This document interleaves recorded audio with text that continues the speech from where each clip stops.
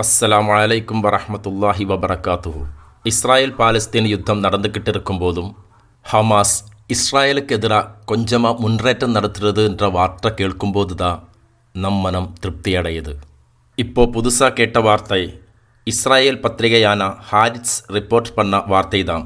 October மாதம் 7 December மாதம் 10 வரைக்கும் 10,548 இஸ்ராயல் ஆட்கள் மருத்துவமனையில் இருக்கின்ற வார்த்தை தான் இஸ்ராயல் பத்திரிகையான ஹாரிட்ஸ் ரிப்போர்ட் பண்ணியது.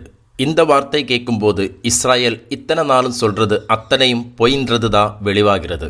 ஒரு மருத்துவமனையில் மட்டும் 1947 ஆட்கள் வைத்தியம் பார்த்துட்டு இருக்கு. அதில் 255 ஆட்கள் உயிருக்கு போராடிட்டு இருக்கு. இஸ்ராயல் இதுவரைக்கும் சொன்னது 1500 ஆட்கள் மட்டும்தான் மருத்துவமனையில் இருக்கிறதுன்றது தான். ஆனால் ஒரு மருத்துவமனையில் மட்டும் 2000 ஆட்கள் இருக்குது. இது மட்டுமில்லை, இந்த மாதிரி வேற மருத்துவமனைகளிலும் இஸ்ராயல் ஆட்கள் வைத்தியம் பார்த்துட்டு இருக்குன்ற செய்திகள் தான் இஸ்ராயல் பத்திரிகையான ஹாரிட்ஸ் ரிப்போர்ட் பண்ணுறது.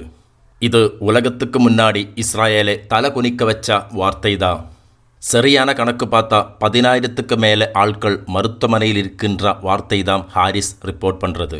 போன நாள் ஹமாஸ் ஆட்கள் என்று பொய் சொல்லி பலஸ்தீன் அப்பாவி மக்களை வண்டியில் ஏற்றிட்டு போன பொய் சித்தனைகளை இஸ்ராயல் வெளியே விட்டார். ஆனால் அப்புறம்தான் தெரிஞ்சது அது ஹமாஸ் ஆட்கார் இல்லைன்றது. அதுக்கப்புறம்தான் இந்த ஹாரிஸ் பத்திரிகையோட ரிப்போர்ட்டும் வெளியே வந்தது. நிறைய பாலஸ்தீன் அப்பாவி மக்களை இஸ்ராயல் கடத்திட்டு போயிருக்கு. அவரை கொடூரமான நிலைமையில் தான் வச்சிருக்கிறதுன்ற வார்த்தைகள் தான் கேட்கிறது. தெல் அவீவ் இடத்திலிருந்து ஹமாஸ் இஸ்ராயலுக்கு நேராக பொருதிட்டு இருக்கு. இத்தனை நாளும் இருக்காத்தா சக்தியோட தான் ஹமாஸ் இஸ்ராயலை அடிச்சிட்டு இருக்கிறது.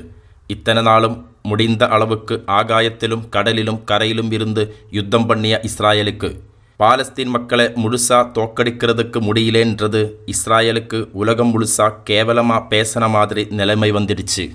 கரை யுத்தத்திலே பாலஸ்தீன் மக்களை அவ்வளோ ஈஸியாக தோக்கடிக்கிறதுக்கு இஸ்ராயலுக்கு முடியாது. இப்படியானாலும் குழந்தைகளும் பொண்களும் இறைந்து போகிற செய்திகள் நமக்கெல்லோருக்கும் மனம் வருத்தம் வருத்துகிற வார்த்தைகள் தான். அல்லாஹ் சுப்ஹானஹு தஆலா காப்பாற்றி கொள்கிறட்டும் என்ற துஆவோட அஸ்ஸலாமு அலைக்கும் வரஹ்மத்துல்லாஹி வபரகாத்துஹு.